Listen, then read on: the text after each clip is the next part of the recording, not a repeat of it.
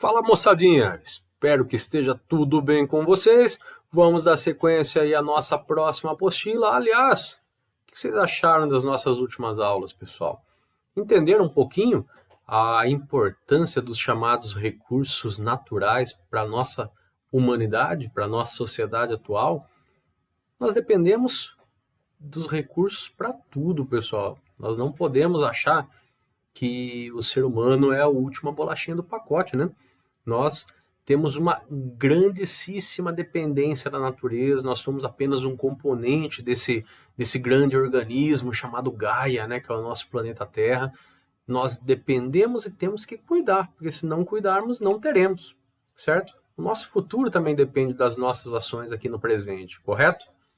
Pois bem, pessoal, aula de hoje a gente vai falar um pouquinho sobre os recursos minerais no Brasil. Como assim? Vamos conhecer os nossos principais recursos e as nossas principais áreas extrativas, certo? E vamos começar, pessoal, com a questão da incidência, ou seja, vocês têm aí na apostila esse mapa, certo?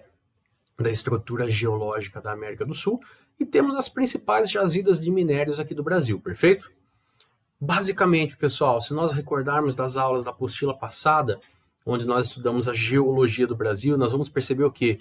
Que as principais jazidas minerais do Brasil estão incidindo nas áreas de escudos cristalinos. O que é isso, professor? O que é escudo cristalino que eu não lembro? Galera, escudo cristalino são aquelas formações mais antigas que datam lá do pré-cambriano, lá do proterozoico. 2 bilhões de anos, são as porções mais antigas, pessoal, do território brasileiro. Ou seja, são os nossos terrenos mais antigos, certo? Basicamente é formado por rochas magmáticas e também rochas que já se metamorfosearam, né? Ou seja, as rochas metamórficas, perfeito? Nossa, professor, mas nesse mapa aí do lado, qual seria? Galera, dá uma olhadinha nesse mapão aí, ó. Estrutura geológica da América do Sul. Viram? Vou fazer uma gambiarrinha, pessoal. Percebam, ó, vou sobrepor o mapa menor das principais jazidas sobre esse mapa maior da estrutura geológica da América do Sul. Viram? Não, não viram. E, galera, agora sim, ó, presta atenção no mapão de novo. Ó. Viram? Aê, agora sim, galera.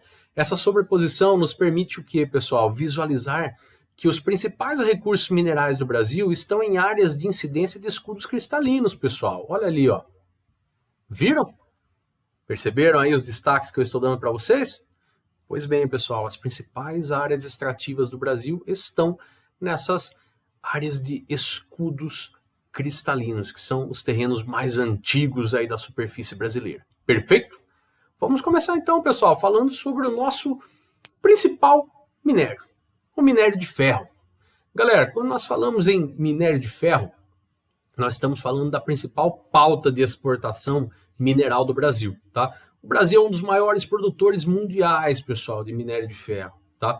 Nós fomos abençoados, o nosso subsolo é abençoado, pessoal, na ocorrência aí do minério de ferro. Só que vamos lembrar, pessoal, quando nós trabalhamos minério, que minério seria ali uma rocha, vários agregados de minerais, certo? E alguns minerais têm essa composição que dão origem aí ao mineral ferroso, certo? Que seria a magnetita, com 72% de teor de ferro, a hematita com 70%, a limonita com 60% e a siderita com 48%.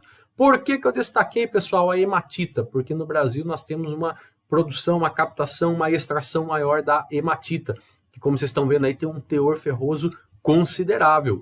In natura, você vê ela dessa maneira aí, ó. Feinha, né? Mas isso aí, pessoal, após passar por todo um processo de siderurgia, vai dar origem aí a barras de ferro, a chapas de ferro, em alguns casos até mesmo de aço, como nós já vamos falar dentro em breve, certo? Minério de ferro, pessoal, a principal área de exploração, ou seja, a principal área de extração é o chamado quadrilátero ferrífero. Nossa, professor, o que é isso, quadrilátero ferrífero? Pessoal, dá uma olhadinha nesse mapa, estão vendo? Vou ver junto com vocês aqui, ó. É uma regiãozinha, pessoal, praticamente na região central do estado de Minas Gerais, certo? Produz 75% de todo o minério de ferro do Brasil, pessoal. Ou seja, uma área extrativa por vocação, né? Ou seja, tem muito minério de ferro aí nessa região de Minas Gerais, certo? E detalhe, pessoal, a sua produção é voltada tanto para o mercado interno, ou seja, aqui para o Brasil, como também para o mercado externo. Não é à toa que se você olhar esse mapa logo abaixo aqui, pessoal, que é esse mapa completão aí da apostila, vocês vão ter a área do quadrilátero ferrífero, certo? E vocês vão perceber, pessoal, que o escoamento se dá por meio de estradas de ferro, certo? Ferrovias. Tanto a estrada de ferro Vitória, Minas, que vai até o Porto de Vitória, no Espírito Santo. Lembrando que Minas Gerais não tem litoral, né, pessoal? Vai até o Porto de Vitória, no Espírito Santo, e de lá esse minério de ferro ganha o mundo, ou seja, é exportado, mas também pela estrada de ferro central do Brasil, que interliga essa região até a cidade de São Paulo. Percebam, pessoal, a logística, tá? Você tem tanto a CSN, Companhia Siderúrgica Nacional do Rio de Janeiro, como a Uzi Minas, aqui próximo de Santos, né, entre Santos e São Paulo. As duas são as maiores siderúrgicas do Brasil e são consumidoras desse minério de ferro que vem aí de Minas Gerais. Diga-se de passagem, pessoal, que esse quadrilátero ferrífero, a sua ocorrência justamente ali, nessa área de extração mineral aí do minério de ferro, foi um dos fatores que propiciaram a industrialização brasileira se iniciando no estado de São Paulo, até pela proximidade aí com o quadrilátero ferrífero, ok? Tranquilos? E um detalhezinho para vocês, pessoal. Hoje, atualmente, a empresa que faz a captação, a extração desse minério de ferro é a Vale, antiga empresa Vale do Rio Doce. A Vale do Rio Doce, pessoal, era uma empresa pública, ou seja, uma empresa estatal brasileira, tá? Mas ela foi vendida, ela foi privatizada durante a década de 1990.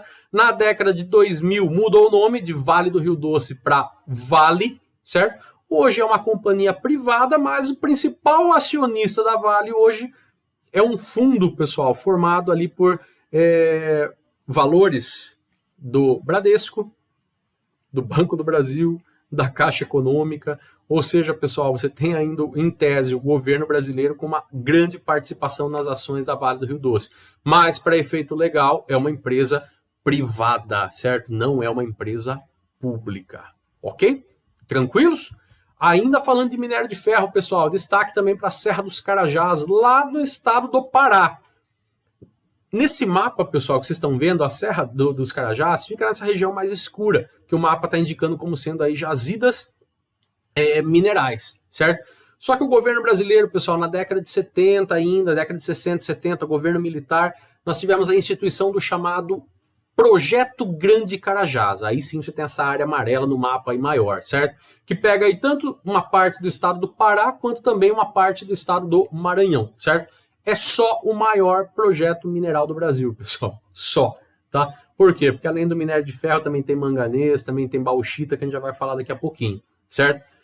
Nessa área, pessoal, do Brasil, nós temos tanto a aplicação de capital estatal, ou seja, do governo brasileiro, como também de capital privado, principalmente de empresas japonesas, pessoal. Lembra que eu falei para vocês que o Japão tem uma necessidade muito grande de recursos e não tem esses recursos no seu subsolo?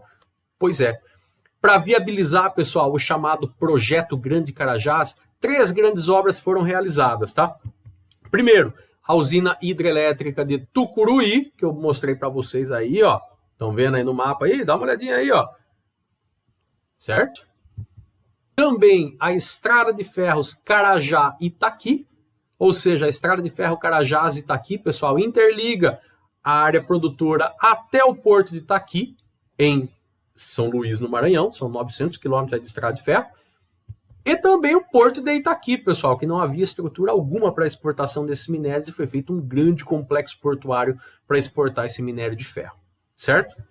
Ainda, pessoal, falando de minério de ferro, nós temos o chamado maciço do Urucum. Olha que legal esse mapa que eu postei para vocês aí, pessoal. Você tem as principais áreas no território brasileiro para saber onde elas ficam, ó. O quadrilátero ferrífero, a Serra dos Carajás, o maciço do Urucum e até a Serra do Navio, que a gente já vai falar daqui a pouco, tá? Maciço do Urucum está aqui, estão vendo na região do Centro-Oeste?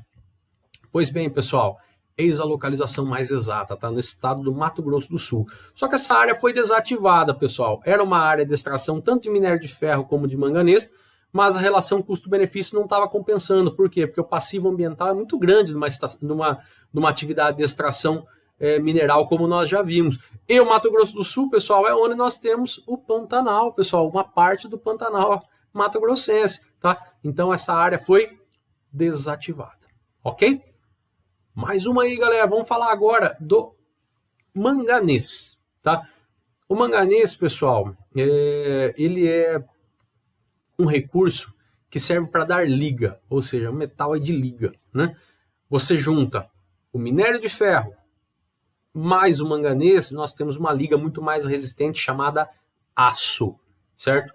E detalhe, pessoal, a maior produção de manganês do Brasil não fica nesse mapa que vocês estão vendo, tá? Fica lá no Projeto Grande Carajás, no Pará. Teríamos também no Mato Grosso do Sul, lá no Maciço do Urucum, como eu falei, que está desativado. E em Minas Gerais, no Quadrilátero Ferrífero, tá?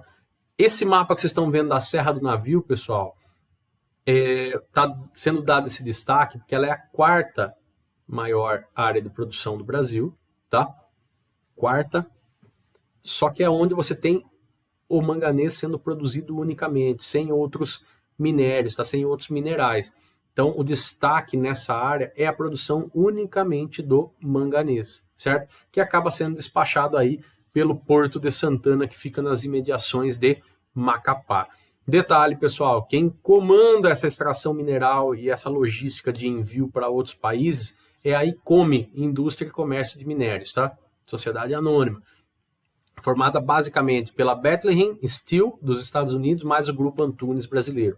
Ou seja, você tem capital nacional e internacional envolvido aí, certo? E o alumínio, professor? Pois bem, pessoal, o alumínio, nós temos aí a maior produção de alumínio do Brasil, pessoal, na Serra de Oriximiná, também conhecida aí como Vale do Rio Trombetas, tá? É nessa região que eu acabei de dar destaque para vocês no mapa aí.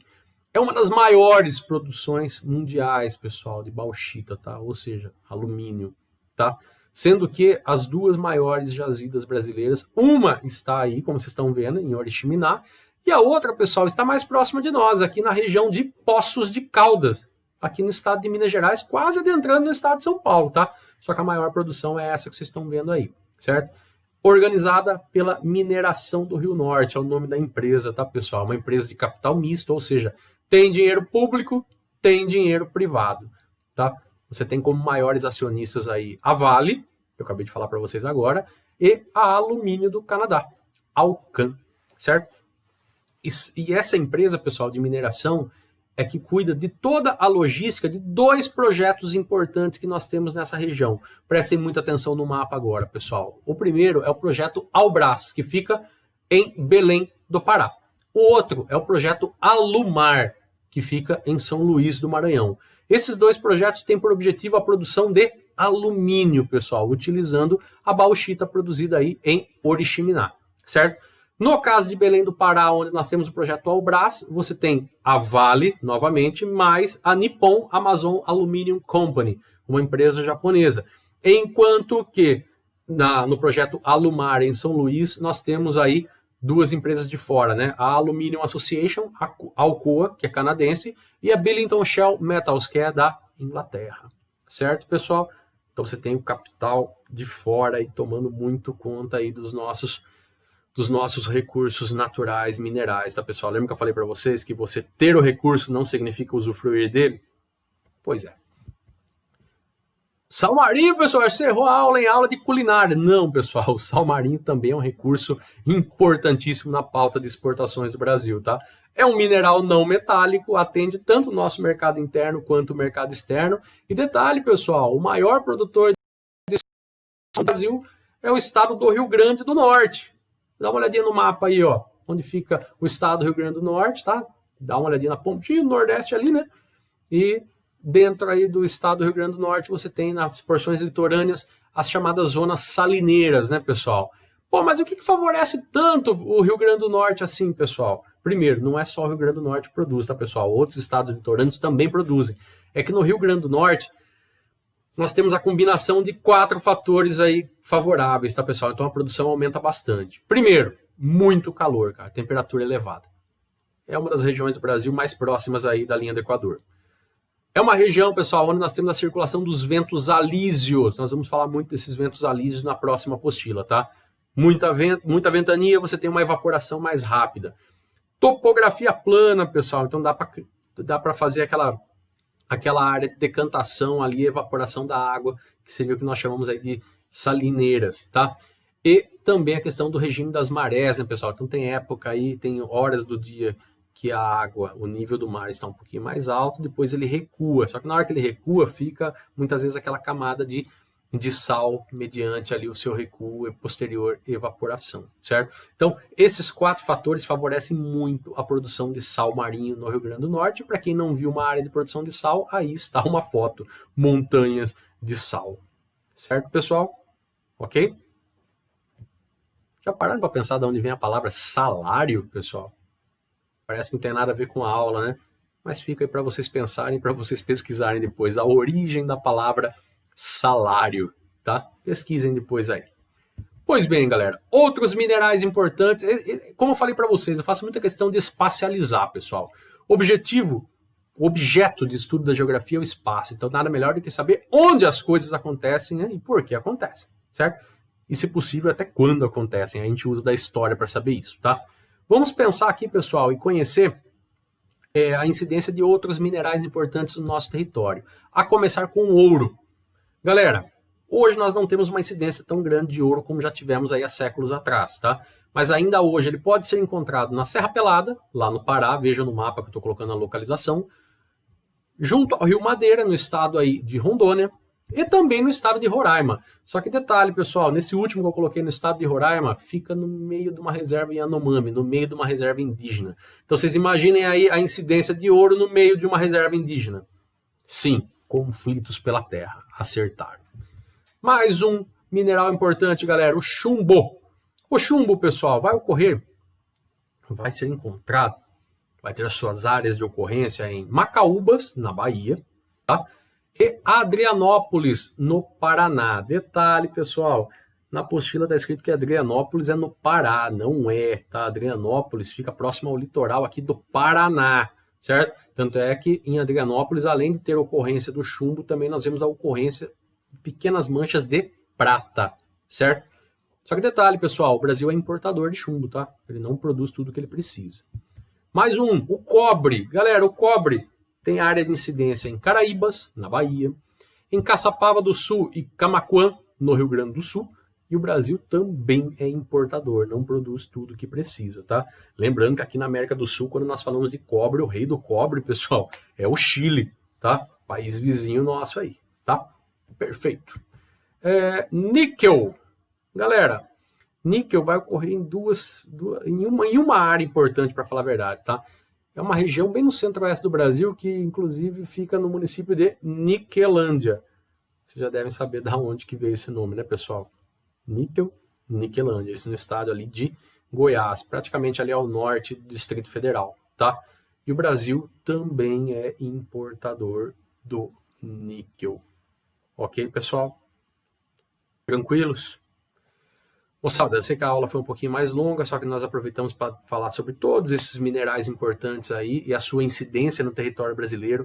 Galera, aula extremamente importante, sempre os vestibulares cobram a incidência, principalmente de minério de ferro, de manganês, do alumínio, tem que conhecer um pouquinho, tem que saber onde que isso se localiza no território brasileiro, tá? Então deem muita atenção nos mapas, carinho especial pelos mapas, tá? Não bata o olho apenas, interprete, o mapa também é uma forma de linguagem, por isso que eu fiz questão nesse último slide de colocar tudo espacializado para vocês no território, para vocês terem uma ideia de localização. E pode ter certeza, pessoal, que se vocês estiverem com a apostila aberta lá naquele primeiro mapa do primeiro slide da estrutura geológica da América do Sul, e se você olhar nesse mapa que eu tenho na tela agora, vocês vão perceber que essas áreas de incidência, tanto do ouro, do chumbo, do cobre, do níquel, estão em áreas de escudos cristalinos, que são aquelas áreas mais antigas do nosso território, datadas lá do pré-cambriano, tá? 2 bilhões de anos atrás.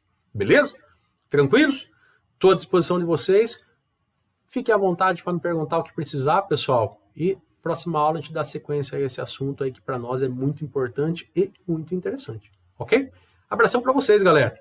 Até a próxima.